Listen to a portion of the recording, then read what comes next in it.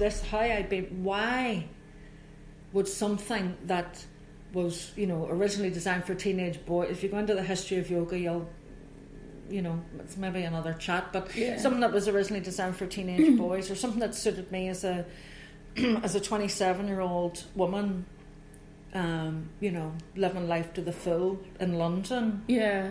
How could that still be suitable for me now, coming 45, having been through depression and grief and loss, and life is brutal, and so I just want life to be made a little bit easier and more manageable. It sounds to me like that your path to where you are today maybe wasn't as easy as it potentially sounds, there's part of it sounds like, oh yeah, I just started doing yoga, and then after so many years I became a teacher in Thailand, and it was awesome. It's fantastic. No, I went through stuff, part of to travel for 20 years, there was 3-4 years in one spell, and then there was 17 years that I was away from Northern Ireland, and 13 years of that was non-stop, and I mean non-stop, I was 6 months under one roof once, and that was 12 years ago, I lived in Thailand. That's flight mode right there. That's somebody coming out of trauma, and I didn't have an easy go of it. Certainly I was a bit rough around the edges, and I didn't feel like I fitted into Yoga Land. How did you get into Yoga Land in the first place? Happen? Well, what happened? So I was doing yoga in London for about 6 years, asana classes. I found a teacher I liked. I followed her around London, so it was going maybe 3 or 4 times a week, but I was still keeping up a rambunctious drinking and smoking and other recreational things career along the side of it. So we'll come out of a yoga class, light a cigarette, and go to the pub and get drunk, and I was making choices in my life at that time that in the long run weren't really going to serve me, and there was quiet voices, my hangovers were getting it was dark. I was going to the dark side, and and then I would have to drink through it in order to be okay again. And was there a lot of self-loathing and stuff at this point, or was it not that at the time I wasn't aware of self-loathing? Yeah, so it was kind of like you were. But riding the wave, I was sort of riding the wave, but it wasn't going in the right direction. I was making terrible choices, and there came a point. It was 2005. I was living in London.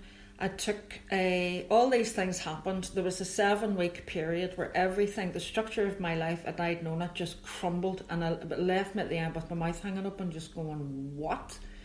So I took a £12,000 pay cut at work, which is ridiculous. In London, wow. But it was a commission based, big loaded system. Yeah, it was. It was a commission restructure in the travel agency I was working in, but because I was one of the higher earners, it affected me the most. So that was a scunder. I think it was 30. It was in my early 30s. God, I can't remember what age it was. 33 or something. Anyway, my nanny died, my dad's mum, and I was really, really close to her. I loved her, and she died. My 3 best friends all told me they were leaving London. It was I thought it was a setup. The relationship that I was in, which was a terrible, awful relationship, it came to a very violent end, and I got really hurt. And then the bombs went off in London. Now, I worked at Russell Square, so everything was cordoned off. But I got into the office, but I was watching them pull people out of the tube station, and thinking, well, I'm not going to have bloody well lived my life in Northern Ireland to get done in London. No way. So I sort of my time in London came to an end, and all those things happened in that such a short period of time. I was sort of in shock and reeling. It was like my life had emptied out, and I didn't know what I was going to do. And the only thing that I could see was yoga. So I went to Egypt, and I did a 2-week retreat. I spent the first week howling and feeling very, very sorry for myself. And then the second week I started to kind of perky up and go, all right, well, what if I had something to do with this? Like, you know, it's not, I can't say, oh, I was a victim of this dreadful toxic relationship. I was in the dreadful toxic relationship. I could see that this person had profound psychological problem. Oh, check. Former heroin addict, smashing, we'll tick that one off. Alcoholic, brilliant. Really bad relationship with his mum, wonderful. Been sectioned before, brilliant. I mean, I made those choices. So even though you had the information, there was something else going on inside you that was going, no, just ignore that. It's not that bad. Yeah, you know, it was a weird thing. So in a way, you know, we can all put whatever spin we want on our event, on our stories, you know. So the spin that I would put on that now is, well, that man came into my life to be the most destructive force that I had tussled with in order for me to wake the fuck up. Which is what happened. So because I went from that world, but you had to actually get physically hurt to, yes, I mean, I wasn't listening to the quiet whispers of the soul calling. I was like, no, I'm gonna, like, my life is gonna hit the wall and slide down it. And when you say a very violent end, like, how bad? Are you talking hospitalised? No, I wasn't hospitalised, but yeah, you know, I was in bed, a fight was happening, and he flipped the bed over, smashed up the wooden slats that go across the bed. He flipped the bed over, smashed up the bed, and then grabbed me by, I don't know, the scruff of the neck and the something else, and he threw me across the room. So I was airborne, and I hit a wall, and I landed on that. And yoga sort of was the only floor. thing at the time that you could cling to as such. Well, in that was moment, positive, or in that moment, I lifted my phone and I phoned my old flatmate and one of my best friends, and I said, "Come now," and I said it with such an energy that he just drove and picked me up. So there was a fallout from that, and I was in shock for a while. I didn't realise how badly injured I was, actually, until a couple of weeks afterwards. I think because my shock had taken over. Once the sort of the dust settled, I thought, right, I'm not continuing to live this life. I'm not going to be hungover all the time. I'm not going to be getting in fights in Brixton. You can get a fight. I mean, Brixton's changed now. I was there a couple of months ago and it has changed now. But when I was living there, it's like I could have gotten a fight any day of the week, just taking the bus down the hill to the tube station. Yeah. You know, and I had a sort of energy about me that was like willing to take it on. I remember this one. Was it like an adversarial? You know, sort of. You were just waiting for it.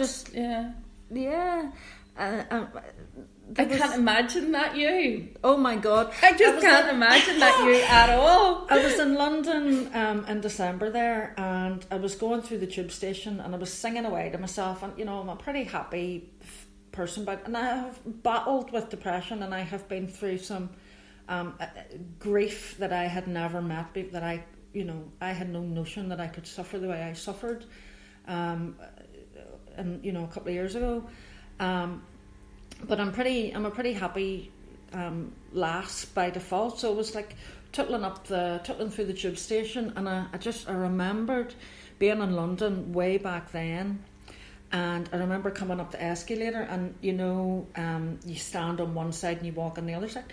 And so I'm storming up the walking part. And when I got to the top, a woman who was probably in her 60s, she stepped into the middle of the escalator in order to step off. And I made such a huff.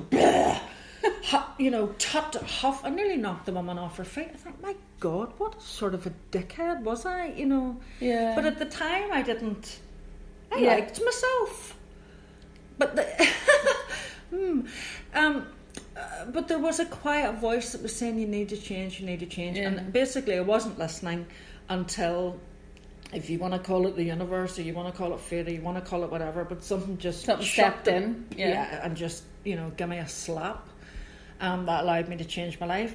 So So when I then found myself in the sort of yoga circles where people didn't really seem to be so rough around the edges, I didn't feel like I fitted in. Yeah. Now, I always did make really good friends, and I have friends from the first teacher training that remain best friends today. And the teacher training that I did was very inclusive. But when I went on to study with the more, really world famous yoga teachers, I would find myself in company that I felt I didn't fit in. And I had some low self-esteem about that. What that propelled me to do, because I thought it wasn't good enough, so I kept studying and studying and studying and studying and studying and studying and studying. I'm like one of the most highly qualified yoga teacher. I don't even call myself a yoga teacher, but that I know, because and it was low self-esteem that made me do it. So it's kind of a bit like imposter syndrome. Absolutely. That's a thing. Yeah. Imposter I totally had it right up until after I had my child. It took me to have a child. Did it? To go, actually, you've been doing this for like 15 years, and now I've been doing it for 20. But it took that. It took me to go, seriously, Tina, you're not a newbie anymore. You're not a beginner. You don't need to prove yourself. You've been doing this for long enough. But even then, it was still quite a hard journey to get to the point where I'm able to go, actually, I know all about that. Yeah. Or I know a good bit about that. Yeah. And it still feels uncomfortable. It still is a bit like creepy. I'm still getting over that that sort of shivery bit that you get when you're. I know. I've done. So now I don't have that. Now I'm 45 this year. I have been teaching for 13 years. I have studied constantly. I've been training teachers. I didn't jump ahead. I practiced for 6 years before I trained to teach. Then I assisted and devoted myself to other people's teacher training programs and apprenticing and learning everything that I could for another 6 years until I started then to train teachers. So it gradually I realised I've earned it. But it's funny that you say that it took having a child for you to really get it, because I lived in California for several years, and I had a relationship over there, and I had a wee family, and I had taken on my partner's child. And there's something incredible about the autonomy that comes when you're responsible for somebody at that level, you know. And I wasn't his primary carer, his dad, and his mum was around. It was 50-50 custody. But where that relationship ended, and I lost my experience of being a mother was sort of ripped away from me very, very suddenly, and it nearly killed me. And I really had I rumbled with grief and with depression, and I thought I was broken. I thought, well, sometimes people break, and that's that, and they never get over it, and maybe I'm one of those. And what I have gained for myself through all of the years of doing all of this work is like a thread. I think of like a golden thread that just runs through my life, and as long as I can grab onto the thread, I know I'm going to be okay.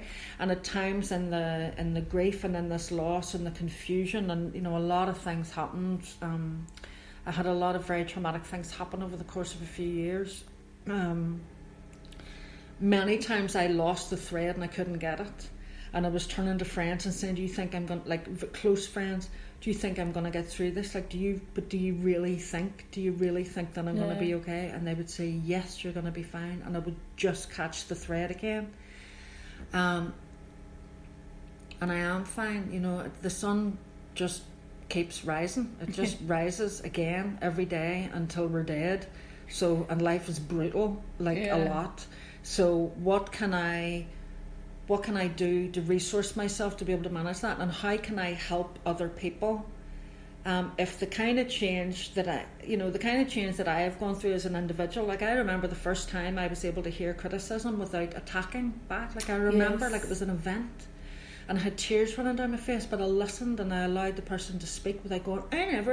Actually, yeah. I know what you mean. There's that point at which you're kind of... You've previously took it really personally.